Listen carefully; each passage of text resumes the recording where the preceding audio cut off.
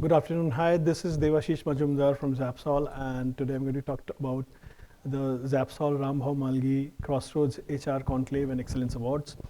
Basically, this is an invite-only curated conclave and excellence awards for HR and learning and development professionals, and we made it absolutely invite-only with zero entry fee because we wanted to make the awards absolutely based and the entire conclave insightful and interesting. We are glad that it was the patronage was from the senior officials of HR and L&D from various organizations across various cultures, across various companies and across various states. And today, when I see these 50 odd HR and L&D professionals coming here and sharing their insights and thoughts, and also getting benefited by the award, which was merit based, it gives me immense pleasure that yes, we can actually go ahead and build a conclave and award which is absolutely merit oriented and cannot be bought. Hopefully, we will build this award and conclave event further, where we would see more HR and L&D professionals participating. Thank you so much. I'm so excited today for this Crossroads HR Excellence Award, which is actually sponsored by Rambhau Mhalgi Prabodhini, Sangam, our stationery and Xerox partner, Srinath ji, tours and travel partner. I'm really thankful for them to help us in this and move ahead, because when we started it, it was a very small journey, and this will go so high.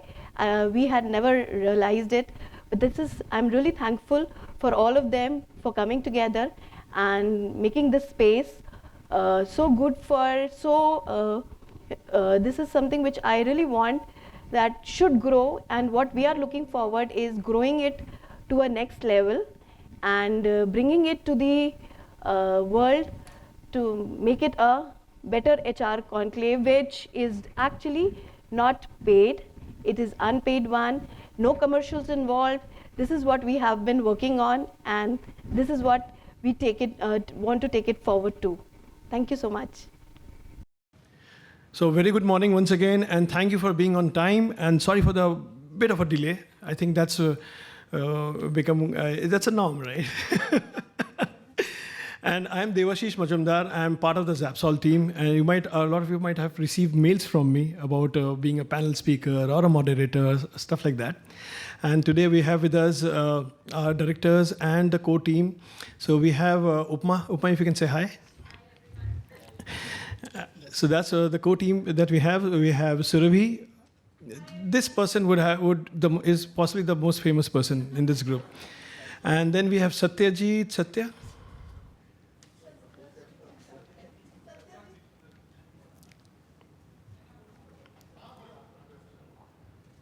So we have Satya from the Xapsol team. I'm pretty sure a few people have got calls from him. We have Abhineet. And we have Aditya. Where is Aditya? There he is. And then we have Abhiya, who has been kind enough to have two more volunteers with us, Sanya and Samira. Right? So you will get to see them. So this is the team which is trying to create this, and I welcome everyone for this finale of the Roundtable series, which started on 21st of February. It started off envisaged as an online roundtable only. There was nothing of in-person about it ever in our minds when we started it. And then I think the second one, Sheikh, are you there? Where are you? Oh, there you are. He is the person who just, I don't know why it happened, but he just said, कि in person karte to maza aata. And then it was endorsed by Harish sir and Joy sir, if I remember correctly. He said, nahi, ye in person hi hoga. And by the 4th of April, when we had the second last session, which was an AI in HR tools to transformation, everybody was like, nahi, ye to in person hi hona chahiye, and we agreed to it. So if you see based off of goof-ups that have happened in the communication, and a few more which are there, we tried to pull up things in 21 days flat. So, but nonetheless, thank you so much. This would not have been possible without your patronage and the other guests who are arriving here. I know for sure, Sushant sir, your team is there on the way. I know them, that they're there on the way. Right? During the conversation, it was also said that, iska फिर award function भी होना चाहिए. And then the team also said, नहीं sir लोग बोल रहे हैं, ma'am लोग बोल रहे हैं, तो इसका award function होना चाहिए. And I put my foot down. Because I think I mentioned that. I said, नहीं award नहीं यार, anything but award. Because मुझे थोड़ा भरोसा उठ गया award से. So the way out was, award करते हैं, conclave भी करते हैं, but we won't go ahead and have any entrance fees. And that was one way to, possibly one way, to retain the sanctity of the awards.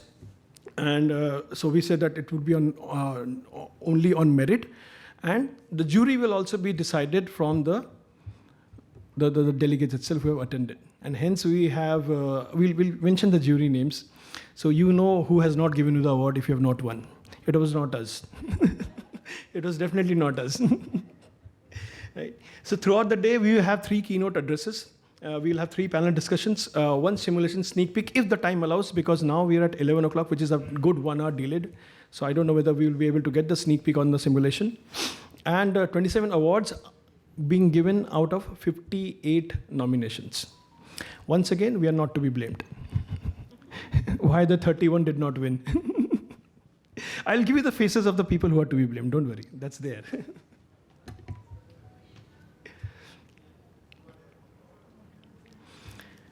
Okay. So of course, we have already started connecting with everyone, but you definitely will get your, your networking breaks. And before we continue this, there is a small thing which one of my colleagues and I decided. And if you want, sorry guys, Upma, Satya, Surabhi, I didn't tell you about this. Sir, we intend to make this a conclave, an event, an award, which is run by the HR for the HR, not by the marketing for the HR. That's the vision. We want to create it as possibly an, I don't know, for the lack of a better word, the Oscars of HR in India, which will take a bit of time.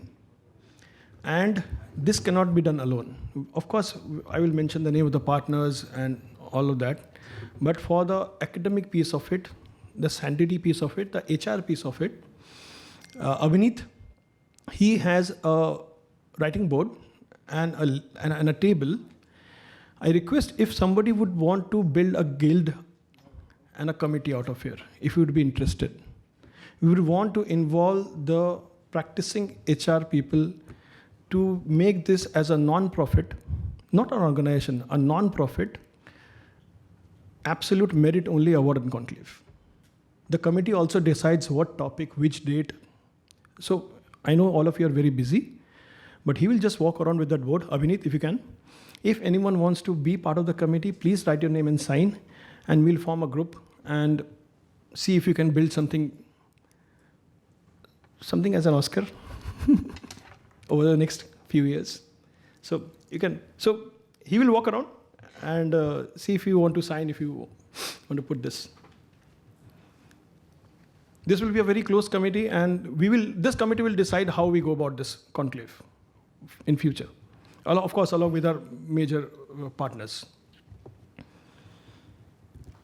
I will take also this a bit of time to showcase a bit about Xapsol. Please, itna karne dijiye. Right? And this is a small video which I would like to play. Sound. Very few build everything around them. Xapsol is one of the few, founded in 2015 with one belief that organizations grow when their people grow first. And over 10 years, they've built something rare, a single roof, where every HR and learning need finds its answer. Training and simulation, talent management, HR tech, recruitment, content development, marketing services, everything an organization needs to build capability and perform at its best, all in one place. 100 plus clients, 10 years, countless people who grew further than they thought possible. These aren't just numbers, they're relationships built on trust, results earned through consistency, and a people-first philosophy that never moved. Xapsol, one roof, 10 years of proof. So this is one more step in trying to do something good, because all of us come from the HR background only, none of us from the marketing. Even our director marketing is a L&D person who has been training for 20 years. So Ravi.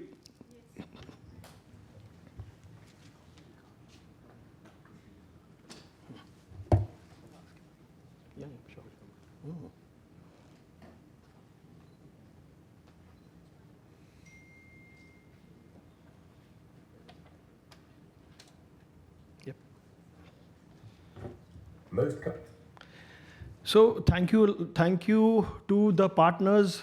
So thank you to Rambhau Mhalgi Prabodhini, because I think without them this event would not have been possible at all. They are the ones. Of course, we didn't had money to spend on this event. We didn't have the budget, and Rambhau Mhalgi Prabodhini ensured that they come up with the venue, the entire arrangements, and everything. So they are the prime sponsors, and I don't know. I'm just going to talk to them, requesting if they can help us in building this IP also in the long term. Let's see. That's a decision that they have to take. I also thank Sangam printers. So all the delegate kits, the entire kits that have been created, the standees, all these designs and all were supported by them. And last but not the least, Srinath ji, thank you Vishal and Ajay for being our travel partners. And they ensured that people of Xapsol from outside Mumbai reached here without any delay and in utmost luxury. Thank you so much. So sir, one more thing, as you know that these were the partners due to which we actually were able to pull this off. So you will have, if you don't mind, you will have people from them trying to connect with you during this event and share the cards. Because we have chosen the partners also. It was not thrown open to the market, ki koi bhi aa jao. So we actually chose who were really credible, who really had credit in the services that they give. In fact, sir, you might be knowing Sangam. They were printers in the SBI Life. So that's from my end as an introduction. And before we start the main event with all those panel speakers and the keynote speakers, I would request Sharad Gangal sir to come on the stage and talk a bit about Rambhau Mhalgi Prabodhini and this great institute for which both Satya and I are also part of as guest professors for IIDL. And sir holds a master's degree in labor science and comes with 36 years of domain experience, out of which 24 years has been in leadership roles. He brings a blend of both employee relationship and OD and effectiveness in manufacturing and service sectors. His career span is across companies with some of the best practices, which is best practices in people management and orientation. So we are talking about Asian Paints, Boehringer Mannheim, is that the right way to pronounce? Cadbury India, SDFC Life Insurance, that's a common, sir. I was also part of SDFC Life. and Thermax Limited. He's a faculty at TIS, HR School for semester 1 and semester 4. He's also a visiting faculty at Maharashtra Institute of Labor Studies for 2 semesters. He's associated with Stockholm School of Economics for their management development program, teaching courses in industrial relations and talent management. He's in the management committee of Rambhau Mhalgi Prabodhini, and currently he chairs the board of TGSB Shakari Bank, which is spread across 7 states with a business mix of about 25,000 crores. This is an honorary position, and he doesn't do it for a remuneration. Thank you so much, sir, for accepting to be part of this and addressing this event. Thank you so much, sir. I will welcome you. Satyam, if you can just escort, sir. Thank you, and a very good morning to all of you. It's a privilege to host you for this event here. Some familiar faces from HR, and I had to constantly remind myself today I'm not going to speak on the domain of HR, because one really gets invited to speak on some of the HR subjects. I have to speak about Rambhau Mhalgi Prabodhini. But I can't prevent myself from not speaking about HR, having spent 37 years in this domain. I saw the participant list, and many of you come from a learning and development background. One of the things that is happening very fast in the human resources function is what I observe. I think the challenge to HR as well as the learning and development people, professionals, is how do you manage the evolution? You know, people are talking, organizations are talking about multi-generation management, etc. And I think that's one of the topics in the latter half of the day also. But even before that,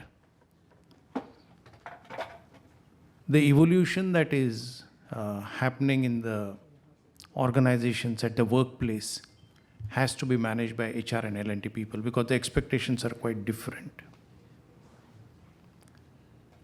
And therefore, though I was head of HR in Thermax and HDFC Life, you know, I had a brush with L&D, and mostly it was in the delivery and execution part, not limited on need analysis, but capturing the needs of the organization and what people want is becoming extremely important and material. Organizations are no more expecting a touchy-feely HR. Of course, you cannot divorce empathy from people management. But if one has to be successful as a function, understanding the need of the organization becomes very important. And if you understand the need of the organization and the people, I think then only you can bring in effectiveness. Otherwise, it remains only as efforts. While hard work is very important, let us all remember we are hardcore HR people. And hard work is a virtue. Hard work is not a competency. We want to create talent which will work hard. But basically, organizations want to create a workforce of the future. And that can be measured, and that has to be measured. So one is the need analysis. Second is what can be measured is what organizations want. Because one thing is very clear, organizations don't change people, people change organizations. And are we going to create people who will change the organization with changing times? Here reference was made to marketing people. Marketing people are successful because they capture insights, what the consumer wants. HR people have to capture insights, what employees want. Those of you, I have not studied marketing, but obviously in the journey of FMCGs, you get trained into how to develop training framework around insights. And they use a model called sales and marketing people. They use a model, something which is acronymed as ALICE. Align, leverage, immerse, connect, and execute. So are you able to align to what the consumer wants? Replace everywhere the word consumer with employee, and that is what organizations expect you to deliver. Leverage, are you able to leverage what they want? Because if you are able to leverage what they want, then they are on your side. If you don't leverage, they are not on your side.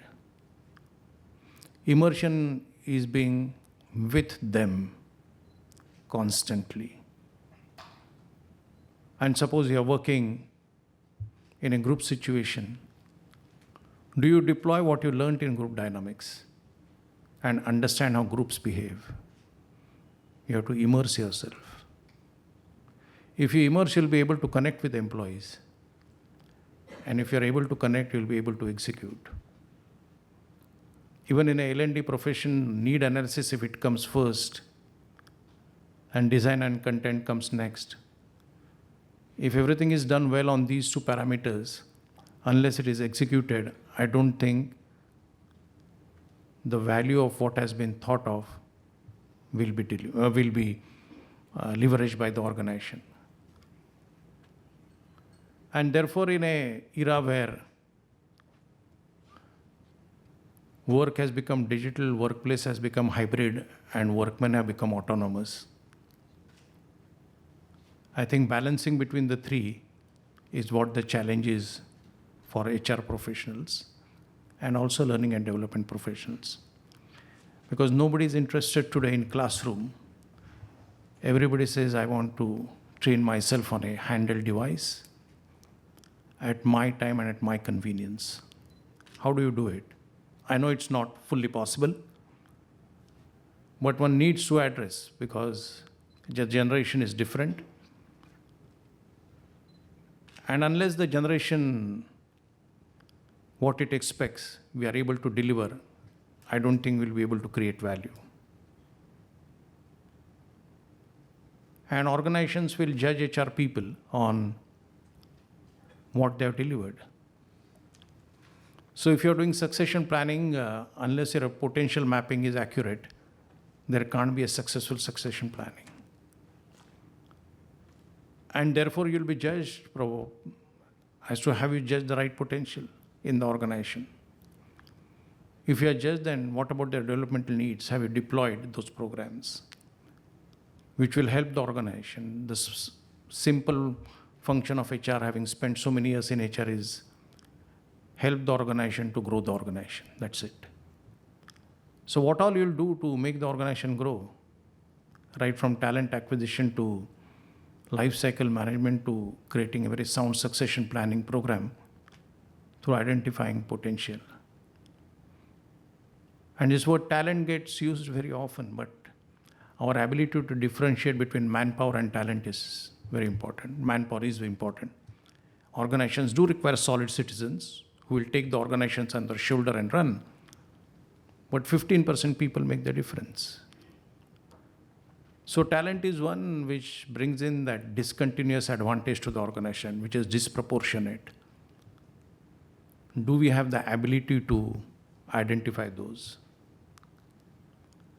Because ultimately, everything boils down to two strengths of the organization. Organizations are run only on two strengths. One is strength of the people and strength of the balance sheet. There's no denying that we are a great organization, but if we don't produce results, I don't think you stand a chance to be competitive. In this monstrous world of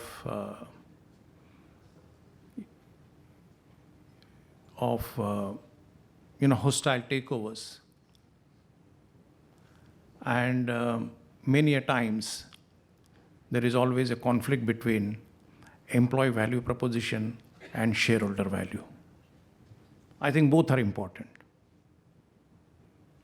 But unless we are able to deliver shareholder value,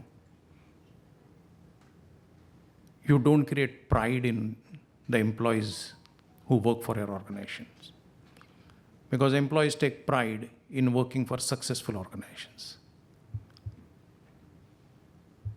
And therefore, our responsibility towards creating a profitable growth story, even as a HR function, can't be discounted. And it comes through people. If sales and marketing do through products which get converted into brands, I think we need to create people who will create great organizations. I think I've said enough about HR because otherwise I'm a professor at TISS. I can go on. Coming to Rambhau Mhalgi Prabodhini,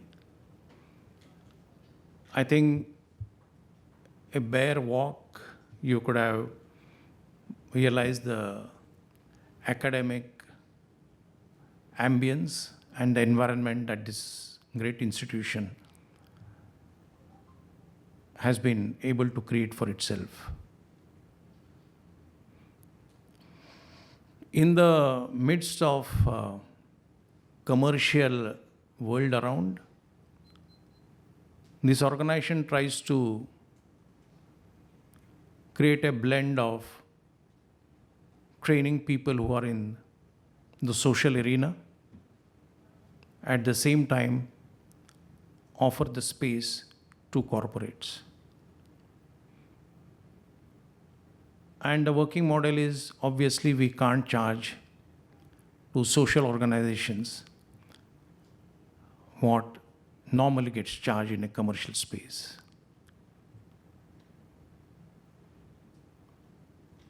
Today's youth, and this is based on research, is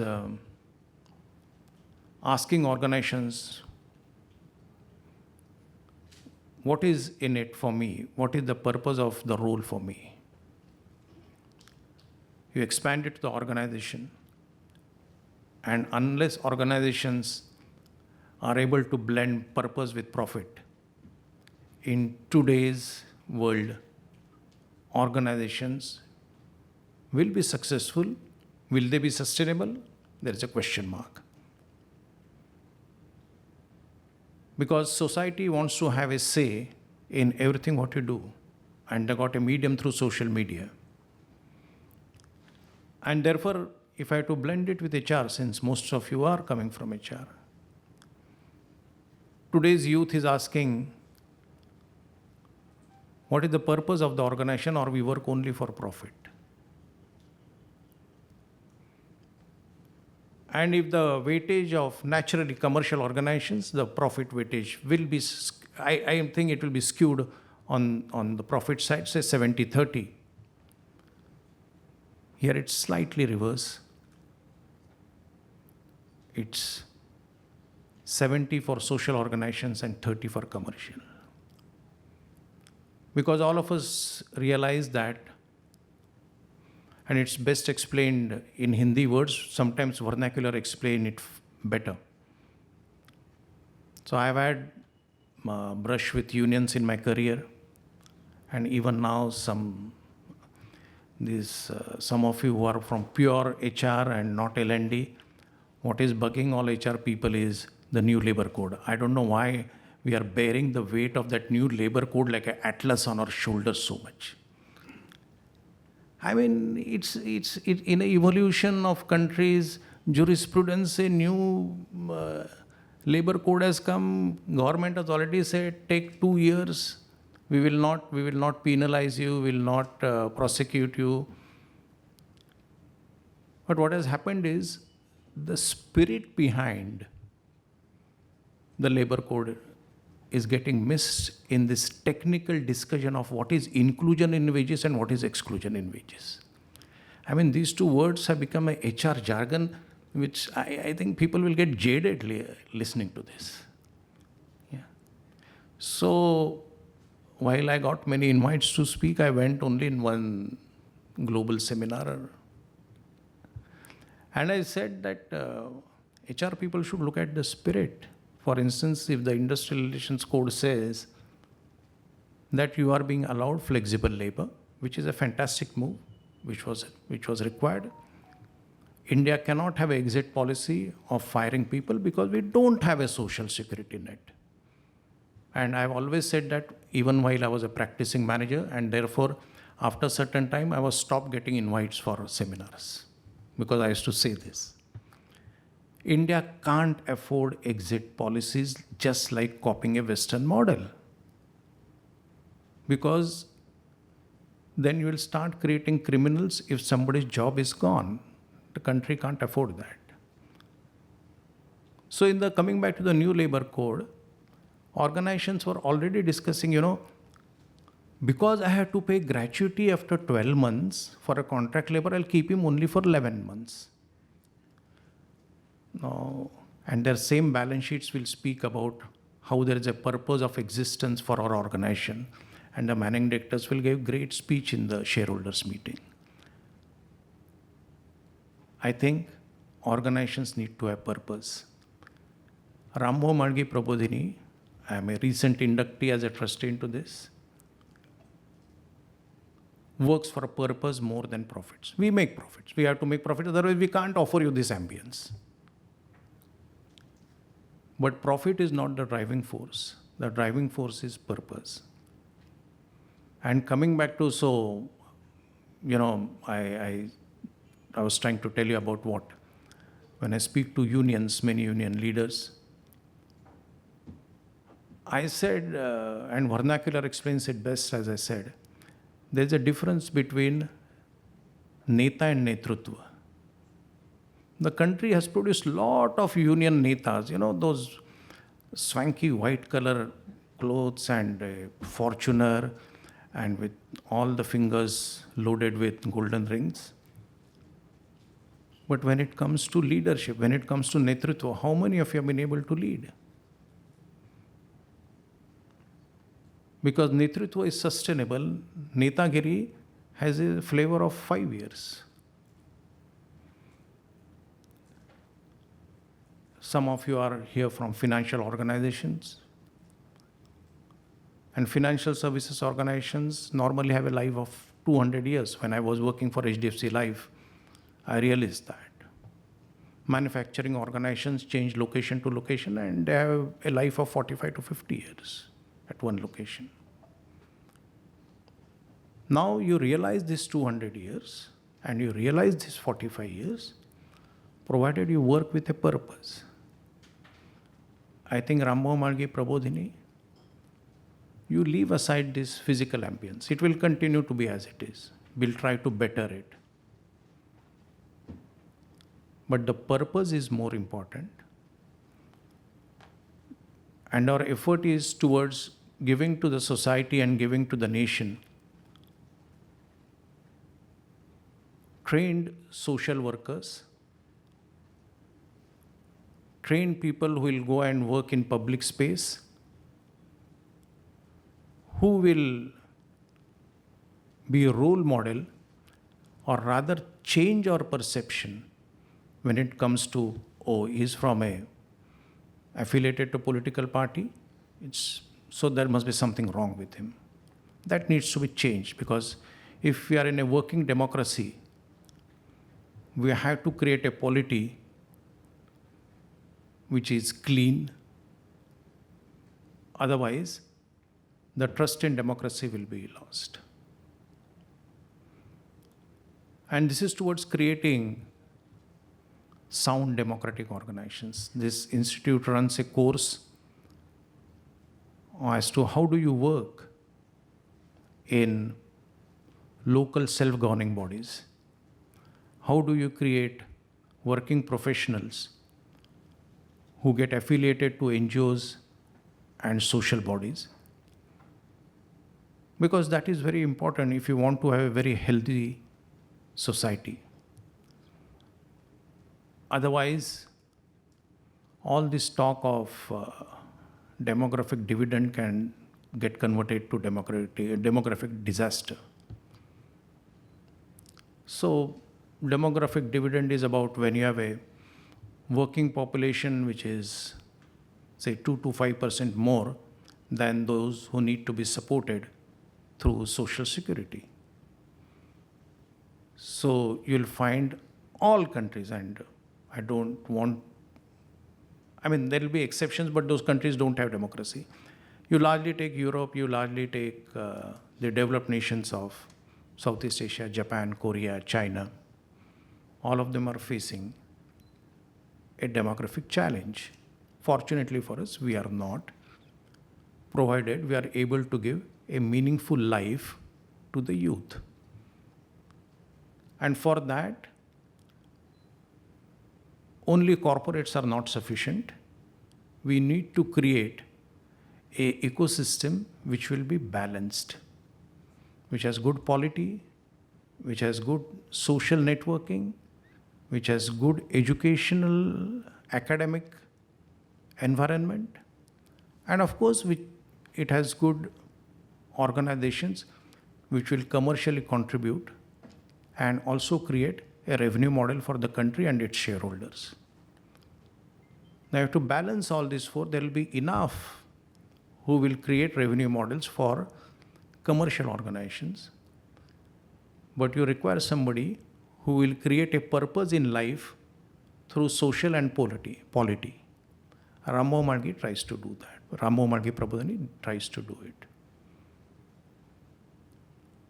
And therefore, we subsidize in our pricing for those organizations because obviously they can't afford. Afford in the sense, while they can afford, then it doesn't become their priority. So how to create this thinking of purpose in their organizations, and therefore what training needs to be given is what we endeavor to do.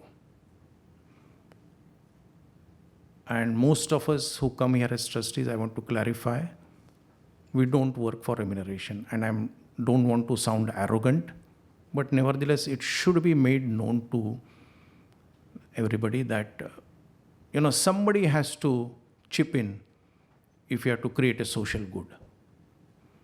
And therefore, we attempt to do that. I think I had done my time, which was given to me, explaining what Rambhau Mhalgi Prabodhini is and more of its purpose than anything else. And also my 2 cents about HR, having worked for so many years. And therefore, in our organizations too, if we are able to blend purpose and profit, I think we'll create a really sustainable, successful organization. So therefore, while there is an employee value proposition, there is a shareholder value that we need to create. There also needs to be a community value that we need to contribute. And that is what today's youth is asking questions. What is the community participation of the organization? Many times it gets asked in interviews. In my last 10 years of career, I got asked. And while I faced the youth at TISS, some of the brightest students in HR, the kind of questions they asked, they never came to my mind when I occupied academic benches in HR in those times. So therefore, we need to be aware that we will be challenged, not on our knowledge of HR, but will be challenged on what is that you do extra apart from creating profit for the organization. And therefore, some amount of training in those areas is also required. And we need to create organizations which will be able to impart that kind of value to people apart from shareholder value. That's what I wanted to talk. Not to take down any importance of shareholder value. I'm trained on how to create shareholder value, but otherwise there can be a hostile takeover of your organization, that I'm fully aware. But what is the kind of social value that we create is also that has to be kept in mind. And a physical edifice of Rambhau Mhalgi Prabodhini is created to offer that physical environment and something which is subtle, something which is intangible for you to experience, because intangibles are more difficult to manage than the tangibles. And therefore, we thought we must state something or purpose of existence to you. Thank you very much, and I wish you to have a very fruitful and effective day and experience what the Prabodhini is. Thank you very much. Thank you so much, sir, for your insights. And I would request you to please wait because on the stage, because Satish Shane, our CEO, and sir, please, light the candle of knowledge today.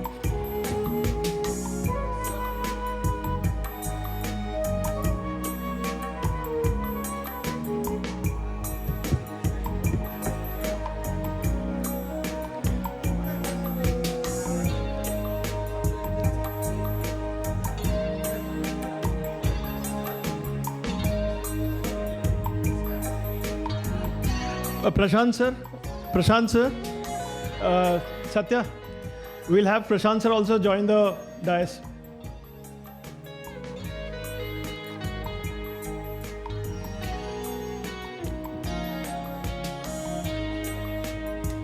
Prashant sir, thank you so much for joining the dais.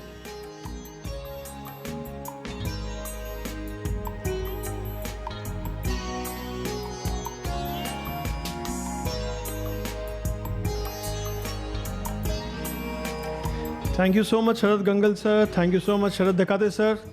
Joy Banerjee sir, thank you. Prashant sir, thank you so much. Arpita ma'am, thank you so much. All right, so we start with the first note of the day and we start our first panel discussion. The topic is retention productivity paradox. What should we get right? And can I please invite Ritu Doshi ma'am as one of the panel speakers? Can we give a round of applause, please? Dr. Arpita Sen, Mr. Sharad Dakate, sir, please, if you can be on the panel for the first discussion. Ms. Rizwana Sheikh, Mr. Saurya Mukherjee, Mr. Joy Banerjee. So these are the people who will be there on the panel. Abhineet, if you can just escort them all to the stage, please. From that end, यहाँ पे बहुत ज़्यादा तार है. And to moderate this panel, can I please invite Ms. Shilpika Jain to do the honors?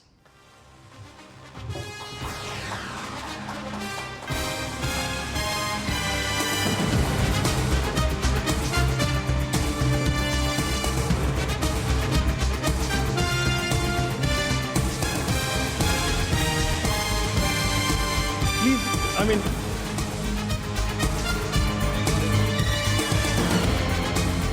Shilpika?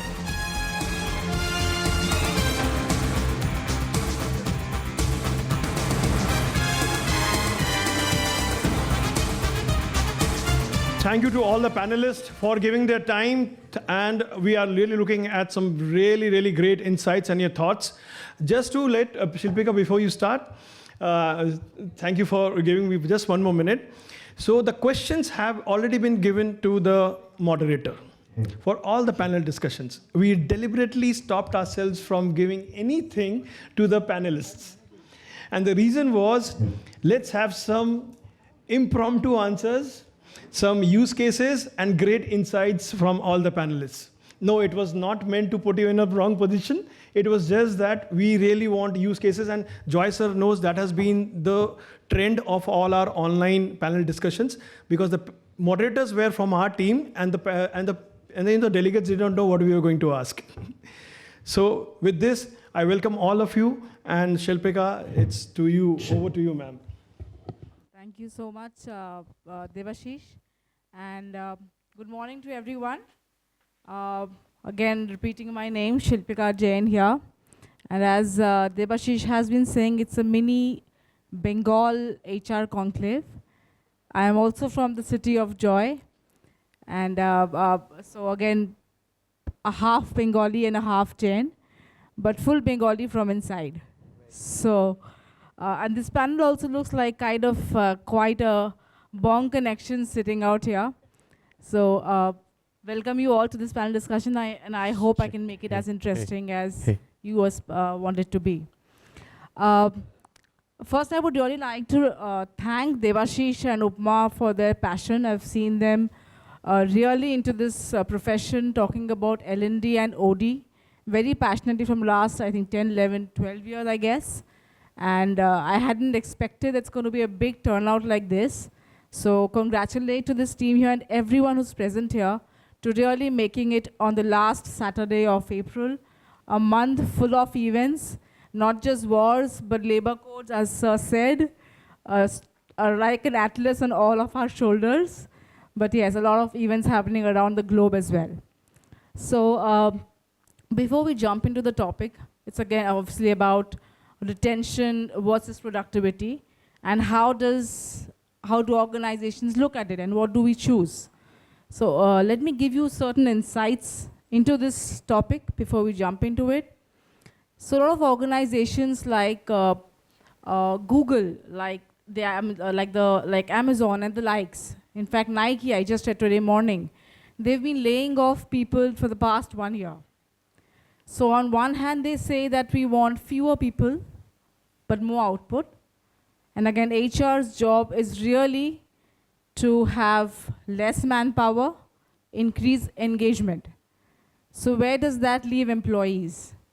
Should they feel I want to stay back, or should they start updating on LinkedIn? Is that what we are? Is that a paradox too? Secondly, I thought I heard my name. Secondly, as data suggests, so we've seen certain research like EY. EY says that employees in India are really feel trusted and empowered. But if you look at the other hand, ADP research, again in a very big organization, says that employees' engagement levels have dropped from 24% in 2024 to 19% in 2025, which again is a paradox. Here we say employees are engaged. The other hand, we say that the employee engagement has come down. We say that AI has come in, which is taking jobs. That's been like the spur and the word of the moment. Second, we say we want to improve engagement. So the real challenge for HR is, do we increase retention by bringing in more employee retention policies, rewards? And the other hand, we have productivity, increase productivity by retaining them. So I'll have my first question to, since she's the first one here, Dr. Ankita, right? Arpita. Sorry, Arpita. Give me a second.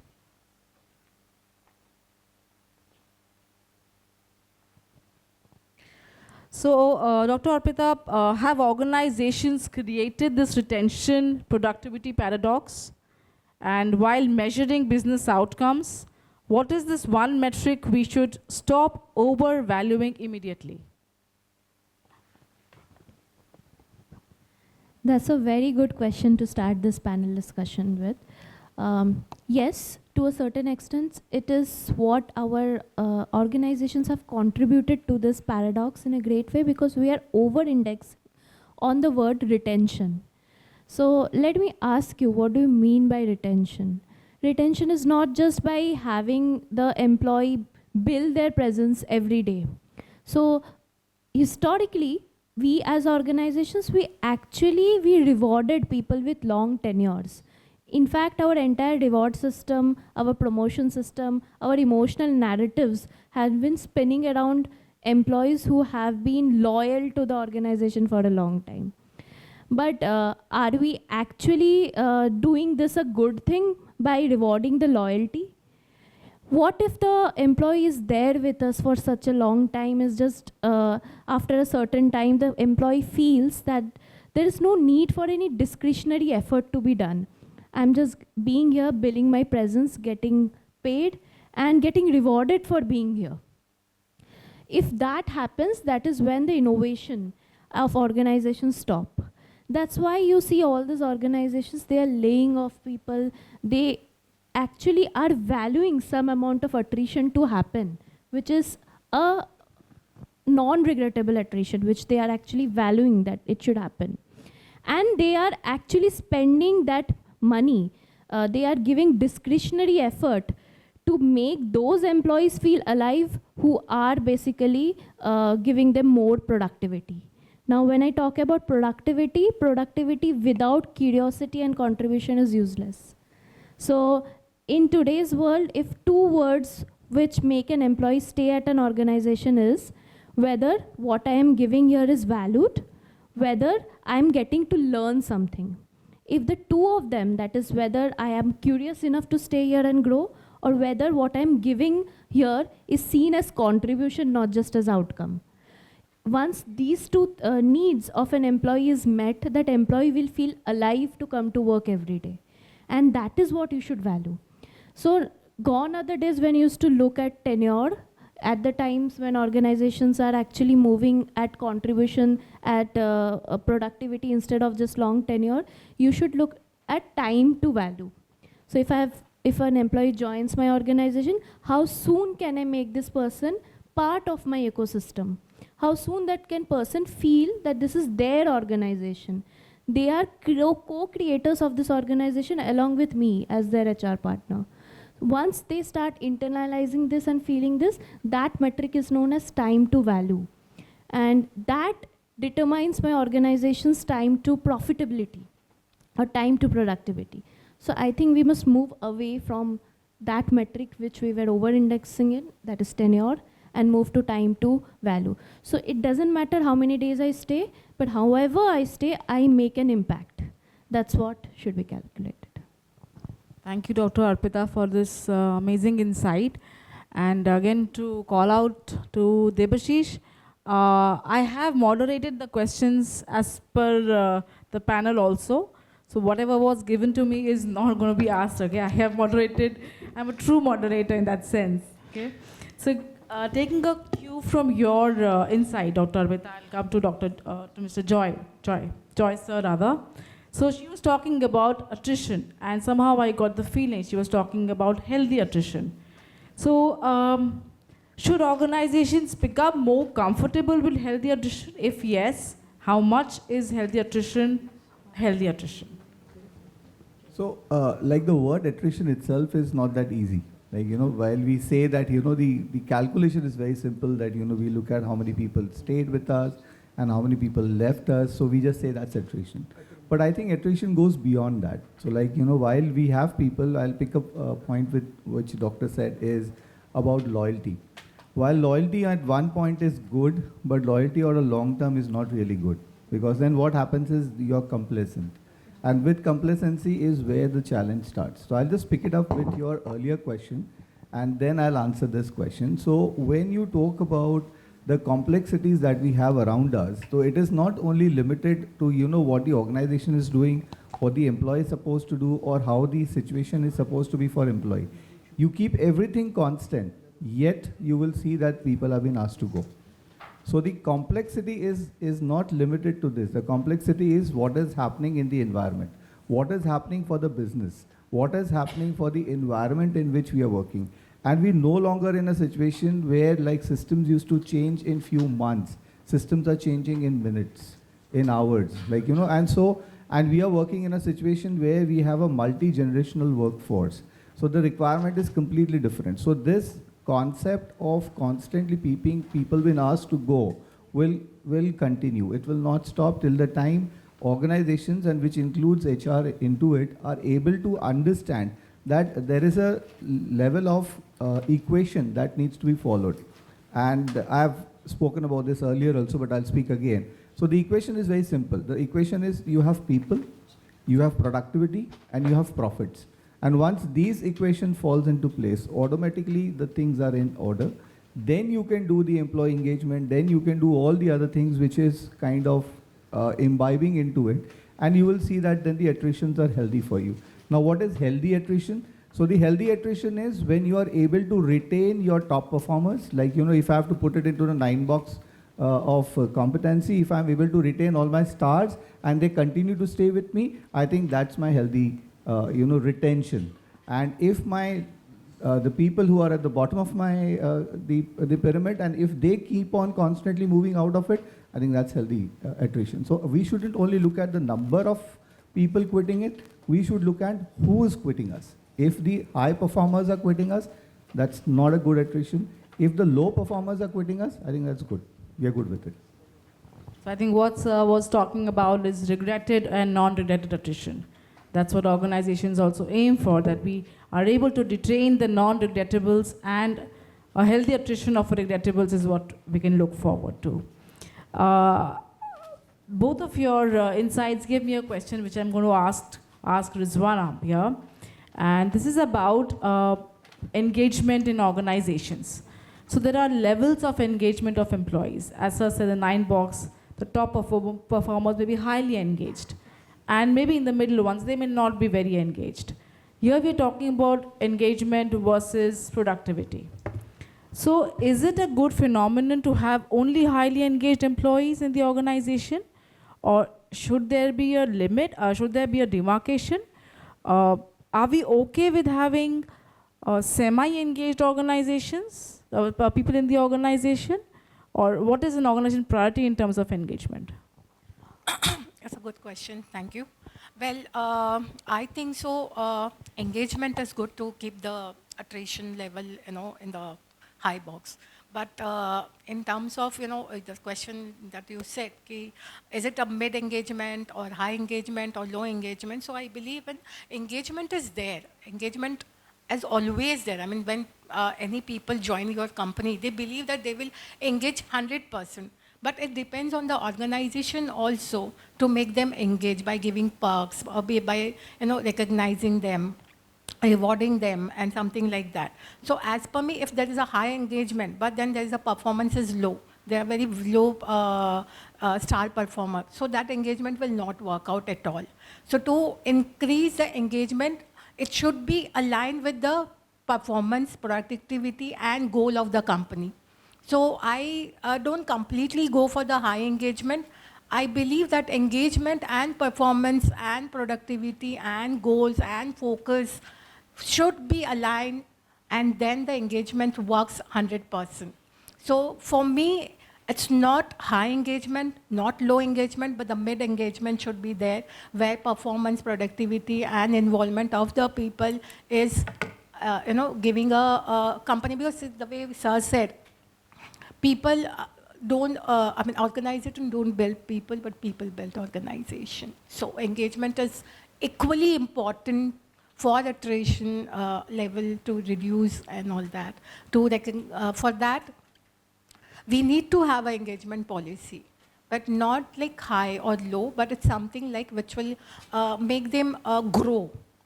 Like, because why people stay in the organization, if I may ask people here, sitting here, all the dignitaries, like at least for like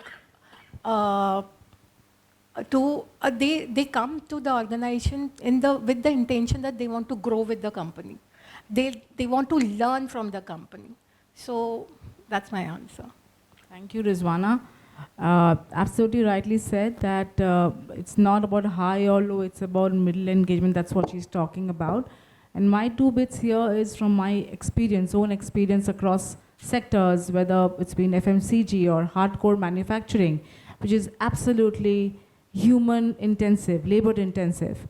And what I perceived from my experience is that every employee cannot be highly engaged.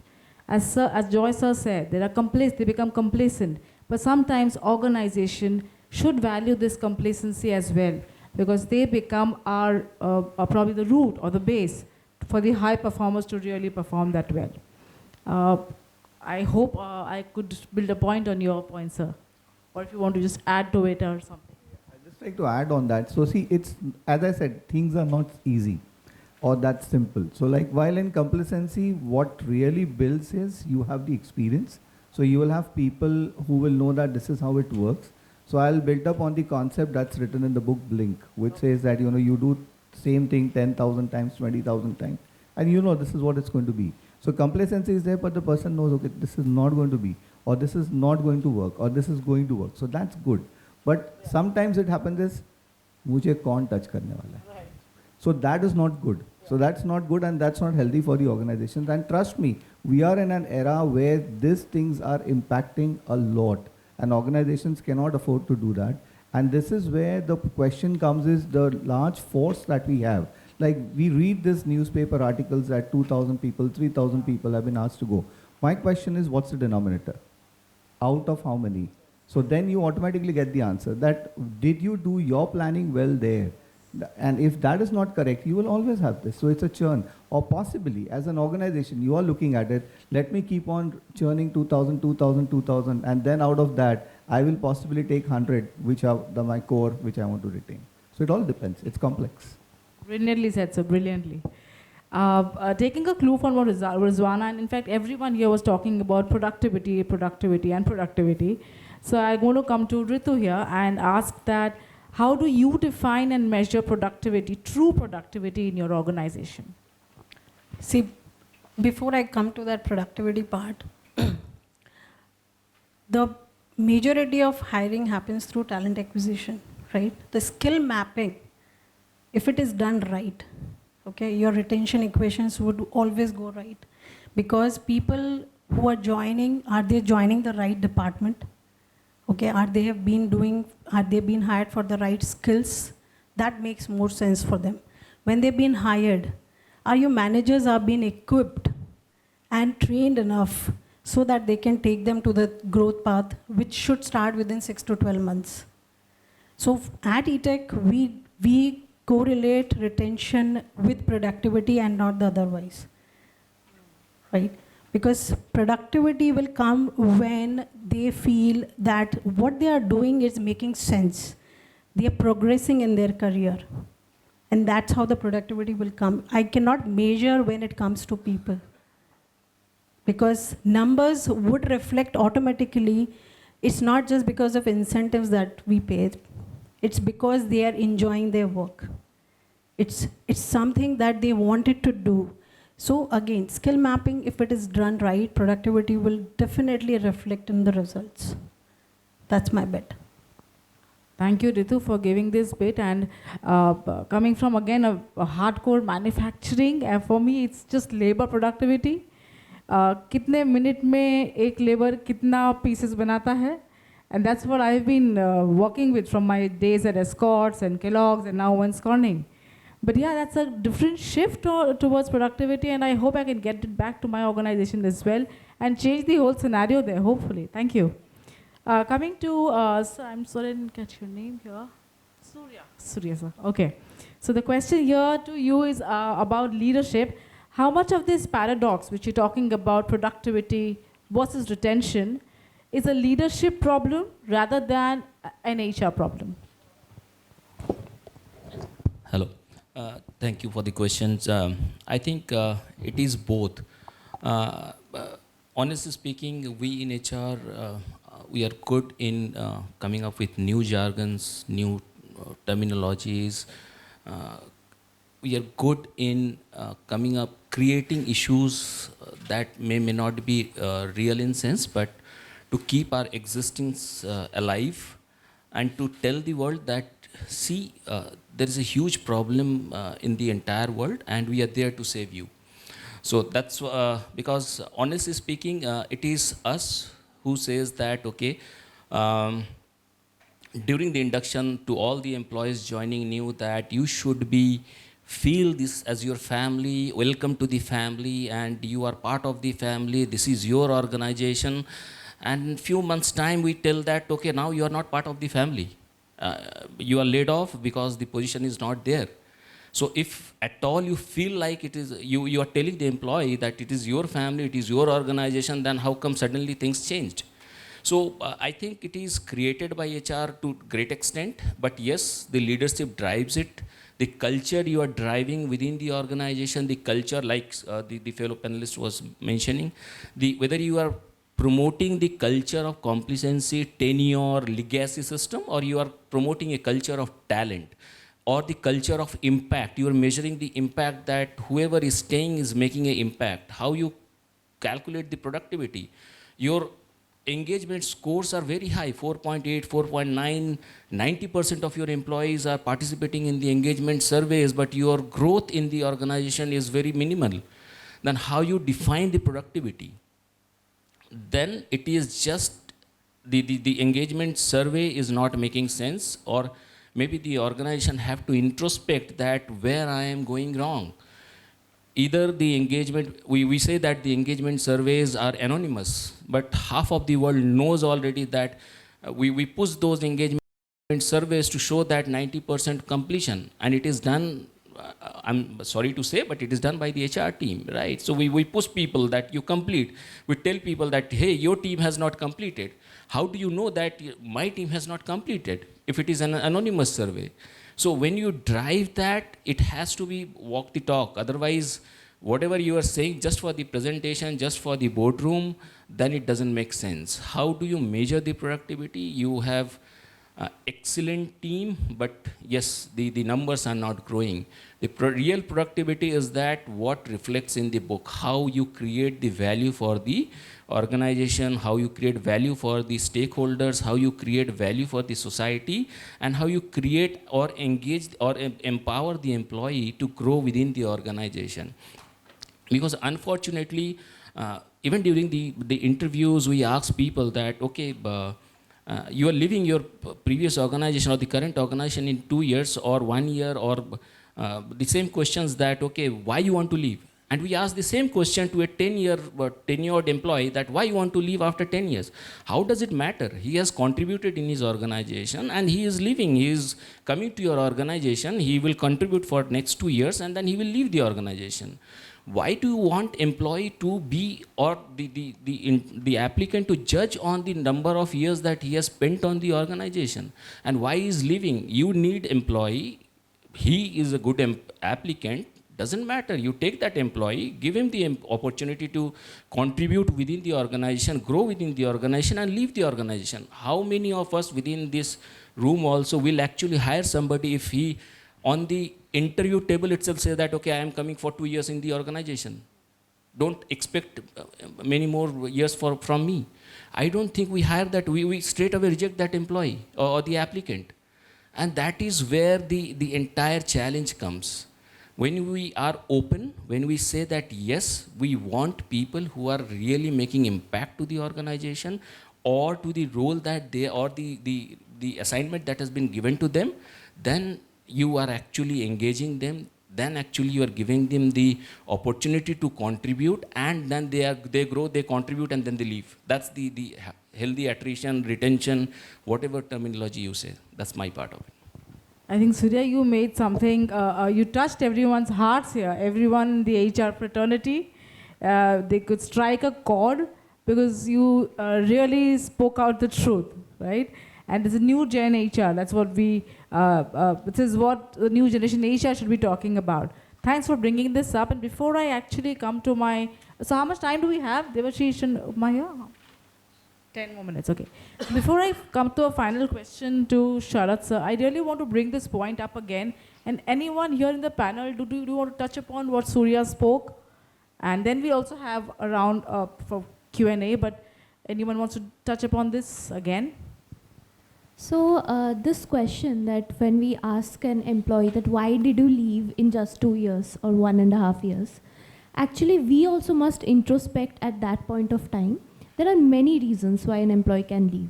And an employee leaving the company could not be just an employee's, because we should actually appreciate the fact that employee has come up to our terms that I feel that I'm not putting the best of me here, so I'm looking for an environment where I can put the best of me. So the employee is self-aware to make that decision, and hence the person's CV or the resume or the candidature has come to you.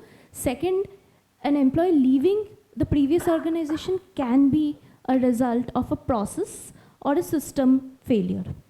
And it is a wake-up call for us, because since we are having employees who are, the resumes coming to us who are having shorter tenures, there are people also who we have hired and who are leaving us at a shorter tenure. So it's a wake-up call even for us. Either we are, as rightly said by a panelist, that either we are not hiding it right, or placing them at the right role, or even when they come in, we are not engaging them enough. And by engagement, it's not the fun Fridays or the other things. Engagement also involves a layer of managerial interaction. Your manager is the most efficient layer when it comes, not even the leadership, it's mainly the L1 manager. How effective the L1 manager is made to be an engagement person for the new hiring, the new joinee. And how soon can this new joinee feel that they are contributing? Their time to value should be shown to them. See, you came in, you were responsible for re-engineering this process or fixing this flaw, and you did it. This is what your impact is. How are we showing that impact to the same employee whom we have hired? Show them that this is your contribution, this is what has been the impact. The person will be 100% more engaged. No salary hike will be able to poach that person from you if you are keeping the person engaged. So that is one point I wanted to add. Yeah, I want to just echo with what Dr. Arpita said. It's like when employees leaving, I'll give you my case of my own office. There are like two managers, completely on the manager, not on the employee or the people, you know. Two managers are there, the same time hiring, same time two people, same policy, same office. But one manager could sustain the employee and another one left within some period of time. Why? Because the employee thought, when I had interaction with, personal interaction with like my team, and I asked them what is the reason and all that, because we must do that.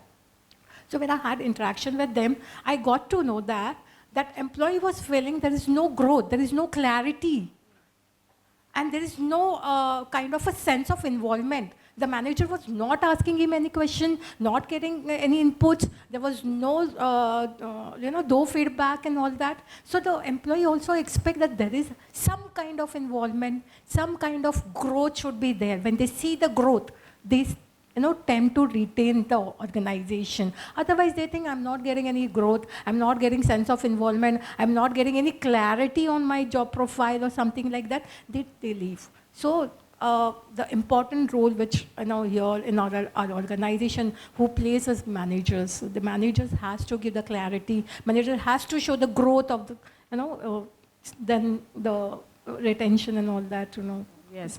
So I think what it's been coming up is that inclusion becomes a very important part of any manager managing a team. And that's when you start involving your team members into everyday organization bit and also showing them a growth path. Yes. So before, yeah. So I just want to share like what all other panelists have shared. And I think we all would agree that all attritions are not bad when it comes to, start with retention. But for us is like exit interviews doesn't always say right.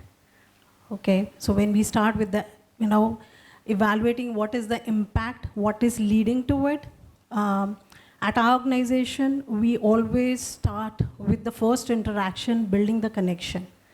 So GTKY is very important for us in the beginning, knowing what is driving them, okay, and what exactly is their aspiration.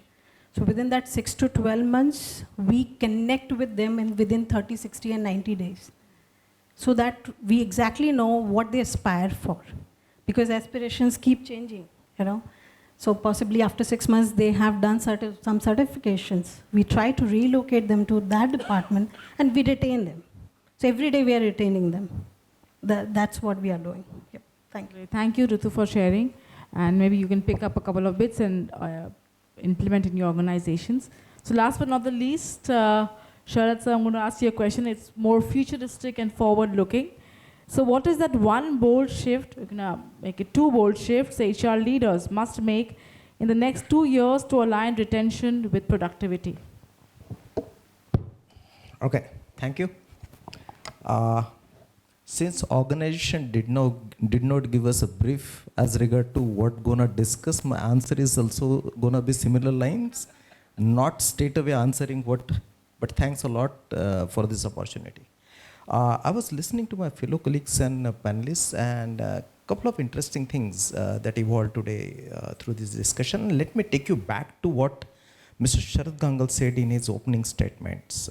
Today, we have the context around us, and the role of a HR is to probably manage effectively the evolution that is happening. And that evolution could be like, in the shape and form of like, various things. Coming to the topic, like, when we are discussing retention and productivity, 2 very opposite kind of things, paradoxical in a way. Let's start where it all started. So if at all you look at like, organization and people both,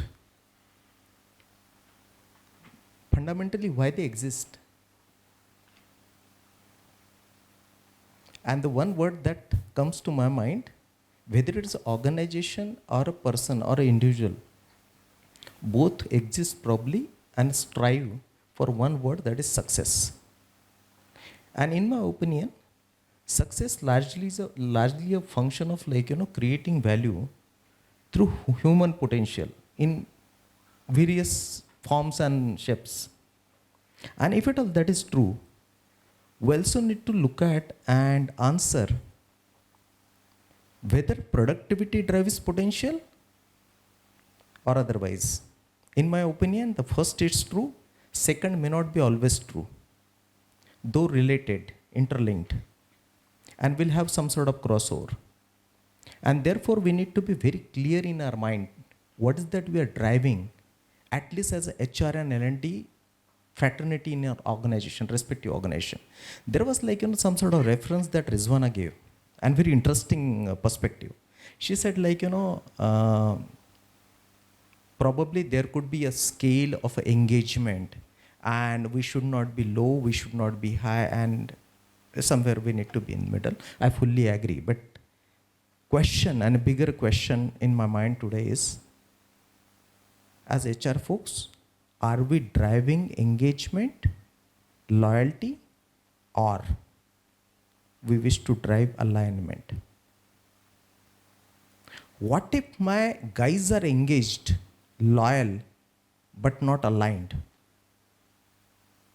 Second point, Joy mentioned about like, attrition. And whenever we talk of attrition, हमें HR वालों को पता नहीं यार, there is something wrong with us, all of us. Sorry, but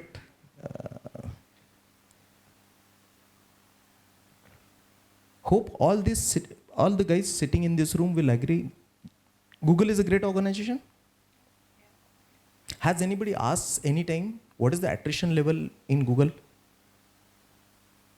What is any guess? What would be the attrition in Google?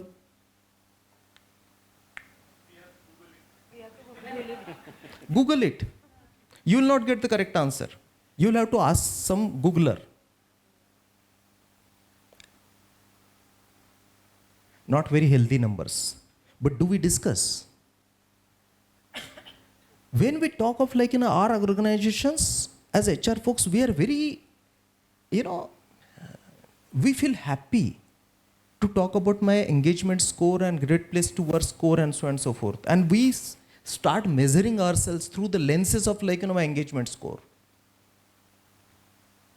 Has anybody asked like, what is the engagement score in Google?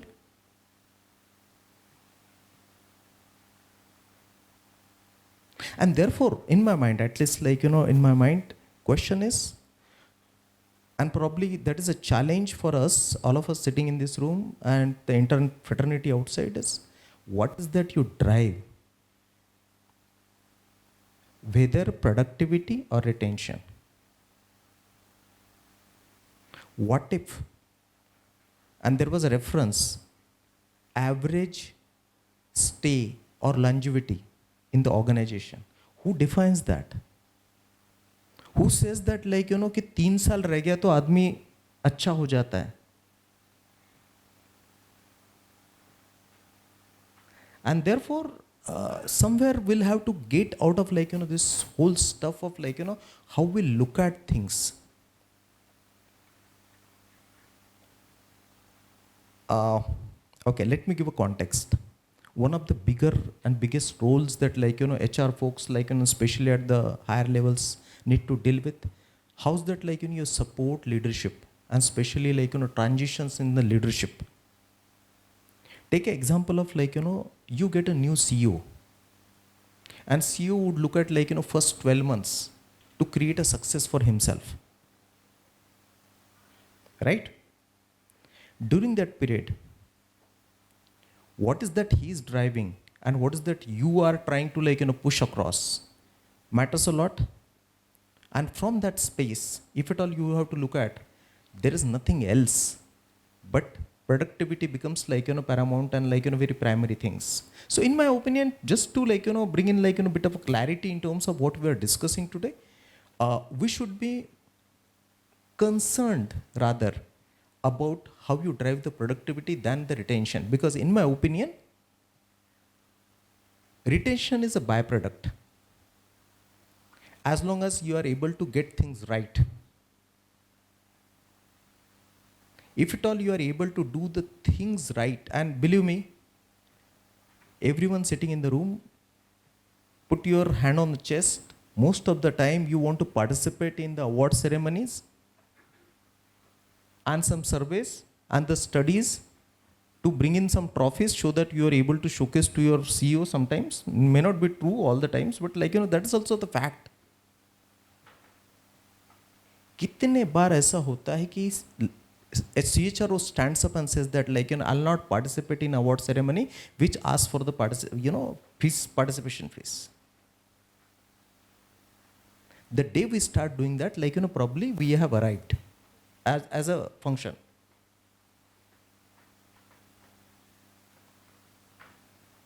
And then we keep on asking this question, like, why, sorry to take this discussion to the next level, but like, see, it is very important when we are sitting in a closed door like this and like, with family members, we can take the liberty of like, discussing whatever we want to discuss. However, like, in my opinion, if at all I have to give you like, a couple of snippets in terms of what can be done at the organization level, probably create the ecosystem through which like, people feel encouraged, empowered to do whatever they want to do, learn whatever they want to learn, and they get the freedom to do, and craft their own career paths through which like, they will be able to create the excellence for themselves first before they create something else for the organization. Is, I don't know whether it answers. If at all you want to answer like, some straight question, I'll be happy. No, I think it actually summarizes what the entire panel, esteemed panel, has been discussing. That productivity is a byproduct, retention is a byproduct. Drive employees' growth, employees' inclusion, employees' retention, employees' rewarding, and their engagement. And of course, productivity will automatically follow. Just like we talk in the DE&I terms that inclusion, start with inclusion, diversity will follow. That's like another statement. So that's how it will be talking about. Thank you so much, the group here from across industries, across states, regions, bringing out diversity here, again in inclusion. And I will now go back to the HR folks here for any Q&A for this panel here. And of course, myself is here if you have any questions.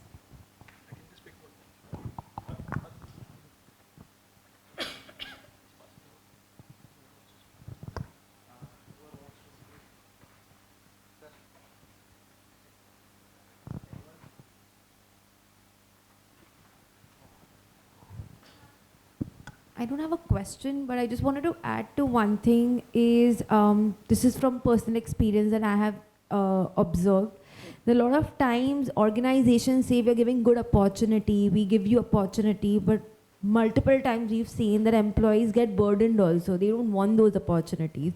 So as a catalyst, if you say, or a support team you say, or a strategist you say, I think Ritu mentioned in terms of skills that we have to map, right? We also need to see with the, check with new joiners also, where you do your 30, 60, 90 or a regular check, whether they are happy on what they are doing, because that is the alignment that we really need, which Mr. Sharad mentioned. And I think to understand that, it's been a hard way for me, but I feel that's what I wanted to share with all of you. So yeah, thanks. Thank you, brilliant. Thank you so much for sharing. Anyone else wants to share something? Namaste everyone. I would like to share my perspective, though it was a very good session. We all HR need to think today to move from engagement to belongingness. We do a lot of fun Fridays, activities, engagement, outbound, experiential learning, I don't know what not. And retention again is a questionable. You did so much, still people are moving. But when we talk about belongingness, like 30, 90, 60, is not from HR point of view. This should be also a parameter for business point of view. Like you said, L1 manager. It's everyone, when they feel it's a part of community as a business, then I don't think so even people move, they'll still feel belongingness of that organization. Because we cannot make everyone happy all the times. People will come, people will move. What matters most, how you treat them, and whether you add value to their career to make them successful. What is more important? After adding so much value in their life, are they adding value to a business? Sir mentioned very valid point. Somebody says somebody is working 10 years in company, they're asset for a company. But what about their KRA, KPI? It's the same for 10 years. That's not the growth. So thank you. Sir, let me pick up a point. You mentioned very valid thing, belongingness. How do you do that? How do you create that? Now, Now, problem is that all of us in HR, we think that belongingness comes through the engagement. And then engagement comes through some activity, right? And you will have some kid girl in your team who will run employee engagement activities. Take care. It is her care. Yes. Another burden. And then there are some engagement activities, competitions. Have we ever asked, is that really creating engagement? Or that engagement is momentarily limited to that event only? See, somewhere question is we'll have to probably, we have reached a stage wherein we need to move beyond textbooks somewhere. Because your traditional methods of engagement may not appeal to this generation that we are dealing with. And therefore, we'll have to somewhere keep on exploring the possibilities of understanding, at least not if we are not able to find a method to that, what drives,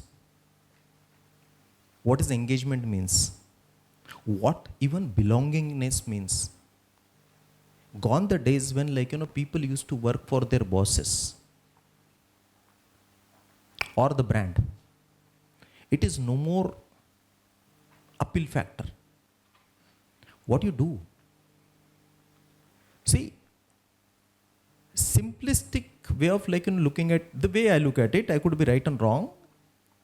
As long as people are able to find the value for themselves, they are engaged. They are committed. They will be able to find their own mantra of belongingness. Question is whether we as a fraternity and as an organization are able to create an ecosystem through which they are able to find the meaning around their jobs. Madam mentioned something skill and that 30, 60, 90 and so on and so forth. What are the ways and means through which we do it? If at all you have to do something with skill and competencies, whether the L&D methods are the only answers, or you are creating something beyond it in terms of creating the ecosystem for the organizational level fungibility, role fungibility. So, थोड़ा fundamental questions को answer करने की ज़रूरत है. Debashish is aware of my career trajectory. So all through last 22, 23 years I was in HR. Okay, in his previous organization. And one day my MD calls me and says that ki through your interactions we realized that you would be good for business. ठीक है ना? Insurance sector, life insurance sector, banka, tied agency, that is retail agency, institutional sales, and pata nahi kaun se channel the. And on the top of it, in your finance, HR, admin, operations. And he said we decided that you will go as a regional director, and that too in Northeast, 7 states. मेरे life में मैंने कभी marketing sales नहीं किया, honestly. And the day I joined, that region was around that time we had 16 regions, 14 regions, and Northeast was 13th. Bottom से second. So मेरे लिए अच्छा था. मैंने बोला there is nothing to lose. 13 के नीचे नहीं आ सकता ये. I was in Northeast 2 years. 2019 when I left, it was ranked Pan India number 4. Now, everywhere we talk of somebody, and believe me, your next HR head need not be MB in HR. Huh? That is already happening.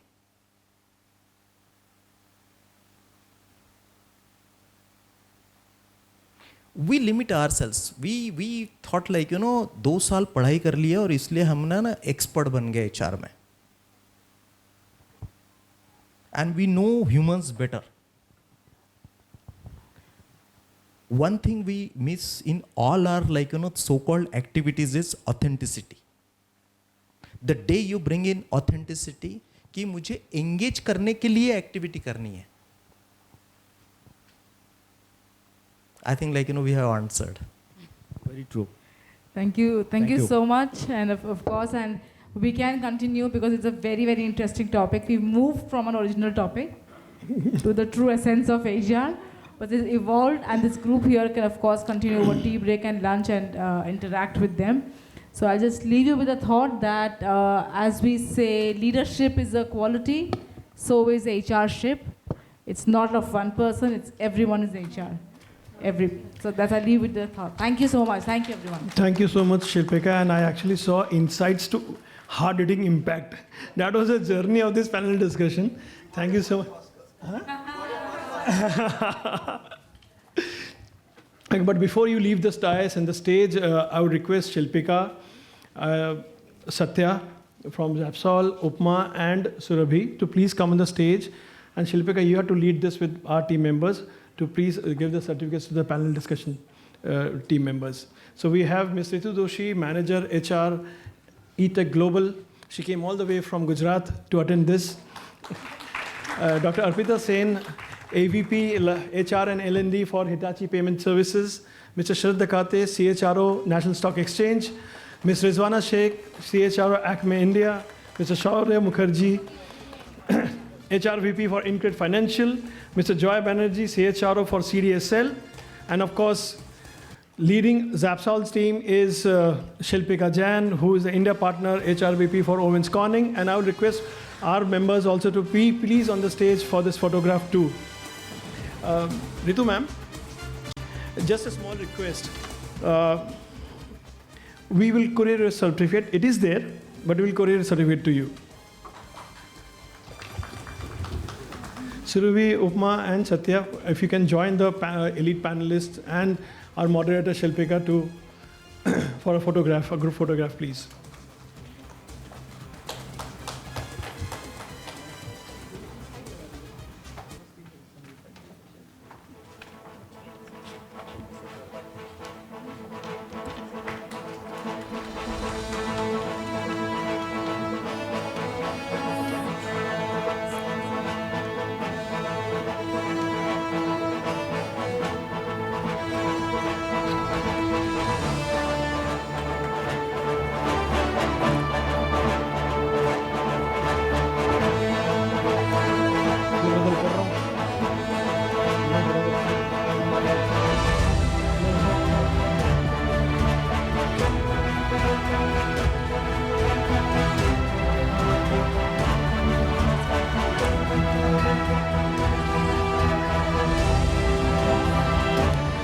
Guys, if you can just be on the stage for the photo. Got a good photograph then? If you can just all wait for the good photograph, please, and with the Xapsol team, that will be really appreciated. Oma, please. Yep. No.